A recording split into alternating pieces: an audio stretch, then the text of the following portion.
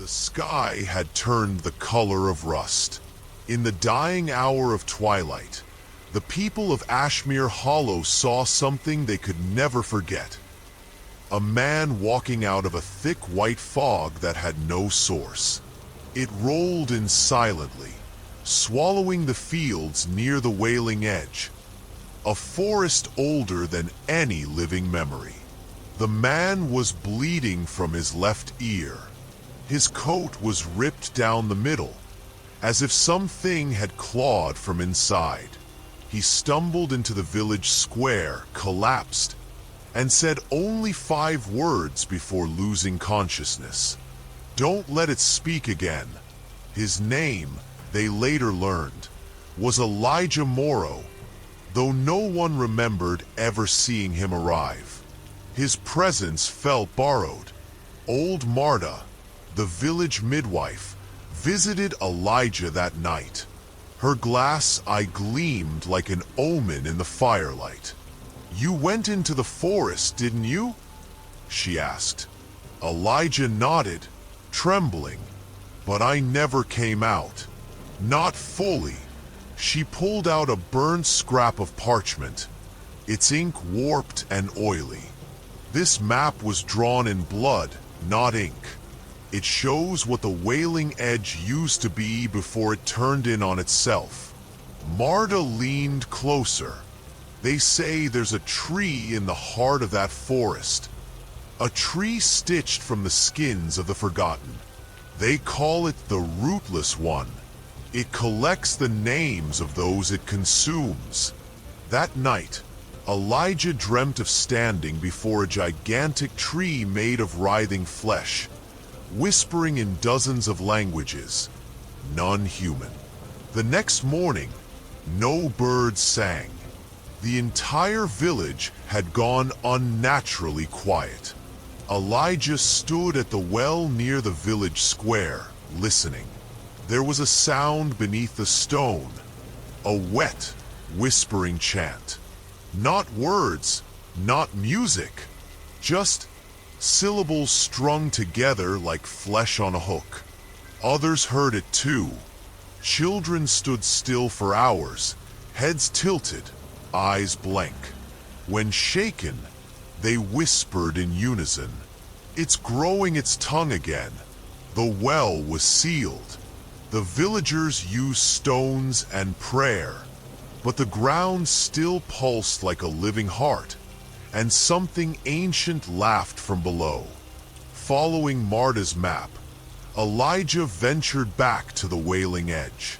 What he found was not a forest. It was a graveyard of trees, hollow, twisted, and bleeding sap like pus.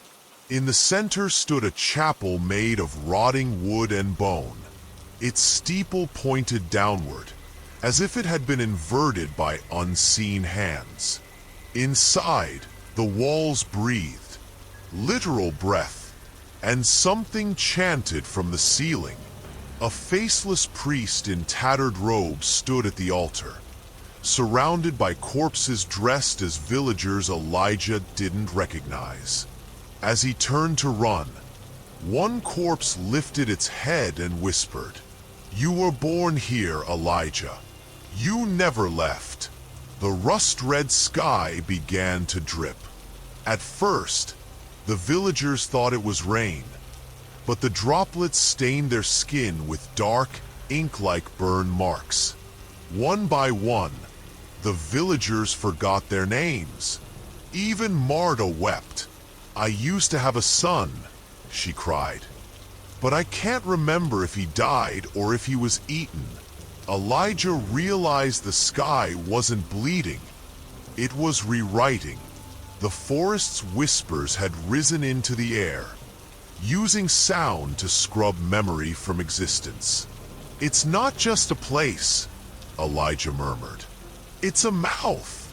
And the mouth had started to speak through the clouds. Elijah returned to the heart of the forest, armed with nothing but Marta's map and the last of his memories. He found it, a colossal tree with bark made of faces. all screaming silently. The tree moved with a wind that didn't exist. Its roots pulsed and shifted across the earth like veins. The faceless figure stood beneath it, wearing Elijah's old coat.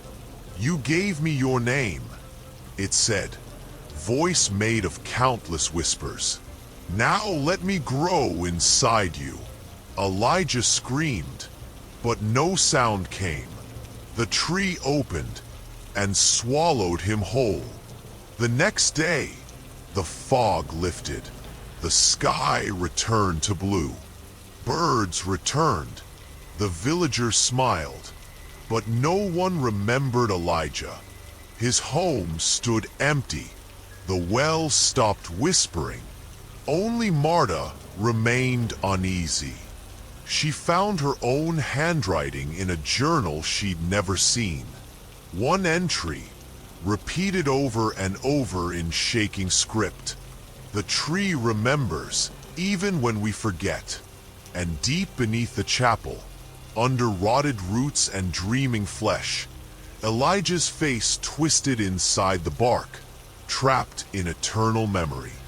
The rootless one had grown another story to tell, and it was still whispering,